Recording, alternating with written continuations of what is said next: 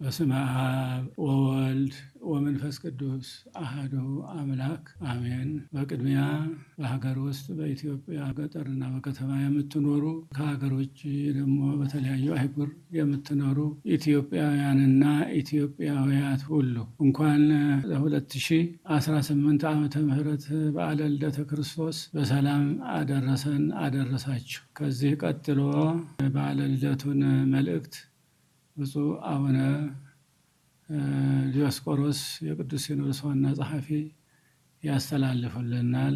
መልካም በዓለ ልደት። በሀገራችን በኢትዮጵያ በገጠርና በከተማ የምትኖሩ ከሀገር ውጭ በተለያዩ አህጉር የምትገኙ የሀገራችንን ዳር ድንበር ለመጠበቅና ለማስከበር በየጠረፉ የቆማችሁ በሕመም ምክንያት በየጸበሉና በየሆስፒታሉ ያላችሁ እንዲሁም የሕግ ታራሚዎች ሆናችሁ በየማረሚያ ቤቱ የምትገኙ ኢትዮጵያውያንና ኢትዮጵያውያት በሙሉ እኛ በሕይወት እንኖር ዘንድ አንድ ልጁን ወደ ዓለም የላከ እግዚአብሔር አምላካችን እንኳን ለ2018 ዓመተ ምህረት በዓለ ልደቱ በሰላም አደረሰን አደረሳችሁ።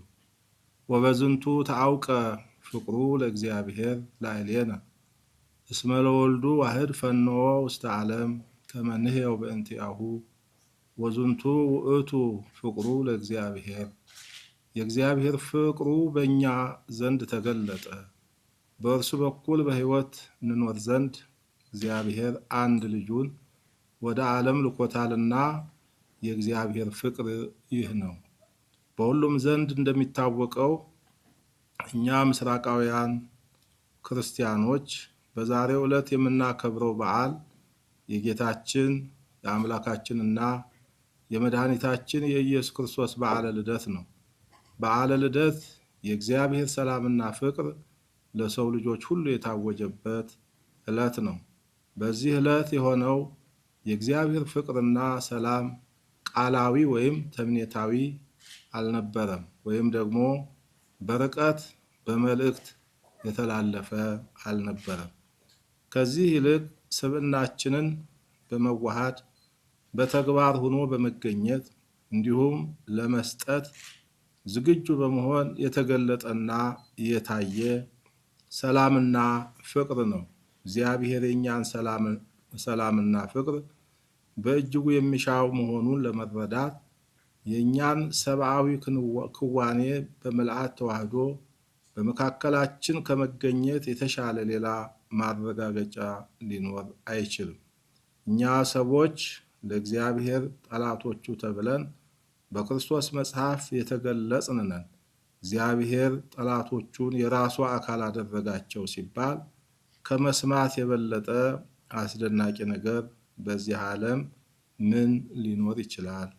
የተወደዳችሁ የመንፈስ ቅዱስ ልጆቻችን ኦርቶዶክሳውያን ምዕመናንና ምዕመናት እግዚአብሔር ሰብአዊነታችንን በምልአት ተዋህዶ በዓለማችን እንዲገለጥ የሆነበት ዋና ምክንያት እሱ እንዳስረዳን እኛ በሕይወት እንድንኖር ነው። ይህንንም ያደረገው ከሁሉ በላይ የሆነ ሌላ ገፊ ኃይል ገፋፍቶት ሳይሆን ድንበር የለሽና ፍጹም ፍቅሩ አነሳስቶት እንደሆነ ከቅዱሳት መጻሕፍት እንረዳለን። የእግዚአብሔር ፍቅር እኛ ከምናውቀው ፍቅር ሁሉ በላይ መሆኑንም በዚህ እናስታውሳለን። ለጠላቶቹ ሕይወት ፍቅርና ሰላም ሲል እነሱን ከመሆን አልፎ እስከ ቤዛዊ መስዋዕት የሚዘልቅ ፍቅር እጅግ በጣም ታላቅ ነው። የተወደዳችሁ የመንፈስ ቅዱስ ልጆቻችን ምዕመናንና ምዕመናት እግዚአብሔር ለእኛ ያለው ፈቃድ እኛ በሕይወት በሰላምና በፍቅር እንድንኖርለት ከኛ የእኛ ግብረ መልስም ከዚህ የተለየ ሊሆን አይገባም። እግዚአብሔር ጠላቶቹን ለማዳን እንጂ ለማጥፋት አልመጣም። የእኛም ሕይወት የሚጠበቀው አንዱ ሌላውን በማዳን እንጂ በማጥፋት እንዳልሆነ ጌታችን በቃልም በተግባርም በአጽንኦት ነግሮናል። በዚህ አስተሳሰብና እምነት እንድንኖርም አዞናል። ታዲያ በቃሉ ለመኖርና ለእሱ ለመታዘዝ ቃል የገባን እኛ ክርስቲያኖች ይህን ሁሉ እርግፍ አድርገን በመተው እርስ በርስ ለመጠፋፋት መሽቀዳደም ምን ይሉታል? ይህ ስለማን ይበጃል?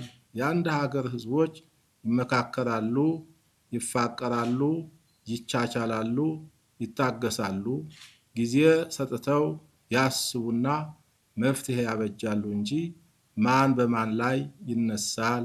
ይህ ለማንኛችንም አይበጀንምና ወደ አእምሯችን እንመለስ የሚል ጥሪ የወቅቱ የቤተ ክርስቲያናችን መልእክት ነው።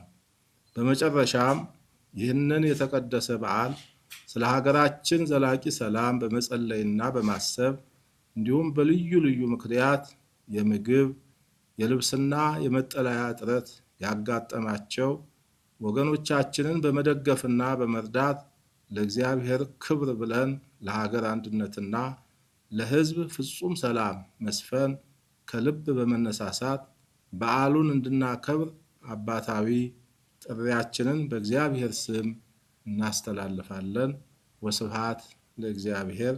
አባ ማትያስ ቀዳማዊ ፓትርያርክ ርዕሰ ሊቃነ ጳጳሳት ዘኢትዮጵያ ሊቀ ጳጳስ ዘአክሱም ወዕጨጌ ዘመንበረ ተክለ ሃይማኖት ታኅሳስ 29 ቀን 2018 ዓመተ ምህረት አዲስ አበባ ኢትዮጵያ። ሀገራችንንና ሕዝባችንን ይባርክልን።